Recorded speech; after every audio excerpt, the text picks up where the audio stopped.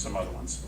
Question from Mike about alternative fuels. Chris, gasoline prices are once again on the rise. What can we do to stimulate the use of propane and natural gas in our country, especially from private-owned vehicles? Yep. So we are sitting on a gold mine as a nation right now, and that is a reservoir of natural gas. It's not easy to get to, but a reservoir of natural gas that can revolutionize our economy. And if we're smart about it, we'll find ways to go get it in a safe way, both to individuals and to the environment. But anybody, I'm one of the thousands of families in Connecticut that over the last couple of years made the transition. I took out my oil tanks in my basement and I put in a gas furnace, and I'm saving hundreds of dollars a year because I did that, because for the first time ever the price of gas has become decoupled from the price of oil, in large part because we found a ton of it in shale deposits all across the country. I think we got to go get that gas. There's some people who think that we shouldn't, because the way you get it is by fracking, and you can do some real damage to the drinking water when you do that. I think that's why you shouldn't do that kind of exploration near aquifers or near sort of very highly densely populated sites. But I think you got to go get it ultimately. And then I think we have to sort of make a decision about what our cars are going to run on. And here's where the government has to play a role. We sort of have a big debate happening in this world today as to whether cars are going to run on liquefied natural gas or whether they're going to run on electricity. And because you can't afford to build an infrastructure to power both those types of cars, somebody's got to kind of make the choice. And I would argue that that is kind of an appropriate role for government to play, is to sort of say, okay, what are we going to do? Are we going to build out a nationwide system of electric charging stations, or are we going to build out a nationwide system of distribution of natural gas to power vehicles? I don't have the answer to that yet. I mean, I'm still sort of doing the research to sort of figure out which technology is going to be the cheapest and most immediately available. But I think ultimately the only way that you really get ourselves off of foreign oil is to choose one of those fuel sources for cars, either natural gas that we can produce domestically or electricity that can be produced through a variety of means, but largely through domestic sources. So I think that the only way you figure this out ultimately, and then let me say one more thing about the price of gas today.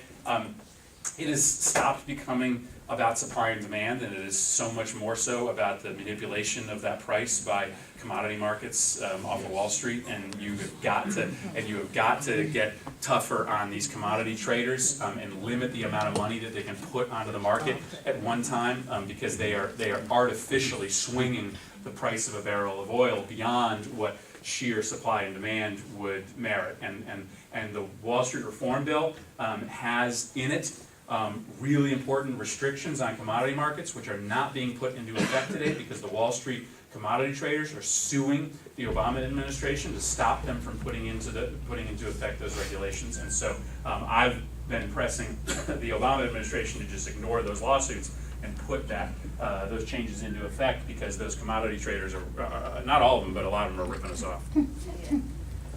Because I support the Second Amendment, but I believe the Founding Fathers could have never envisioned high-capacity magazines being a part of that. Do you think that that is the fair compromise here that both parties can get behind? Listen, I mean, first of all, the first part of that question is a fascinating one, right? Heller addresses that specifically. The high-capacity magazine, the point about modern versus old weapons. Yeah, so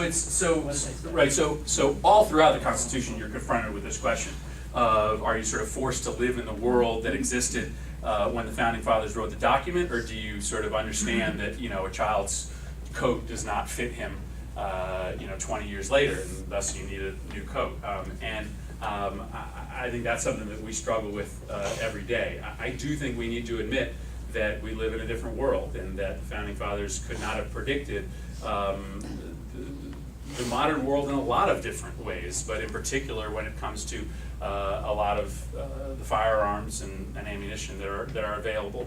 I do tend to listen. I think that an assault weapons ban is going to be very hard to pass in the United States Congress. I mean, I just, right now I'm not sure that they're, I think it's going to be hard to pass. I think it's not as hard to pass a restriction on high-capacity magazines, and the question is where that number is, but I certainly think that falls within the allowable restrictions of the Heller decision, and I frankly think probably has more to do with preventing mass casualties in a lot of ways than banning any specific weapon does. Does the First Amendment protect the internet? Another question from Twitter. Jason Kelleher, Chris, what do you feel about POTUS push for LGBT It does. rights? It does. I mean, the First Amendment. The First Amendment protects speech wherever it happens on the internet as well. Which would be a modern form of communication? So, The founders couldn't have predicted it. all right. Let me try. Couldn't be Let foreseen. me try to do. Yeah, and listen. I think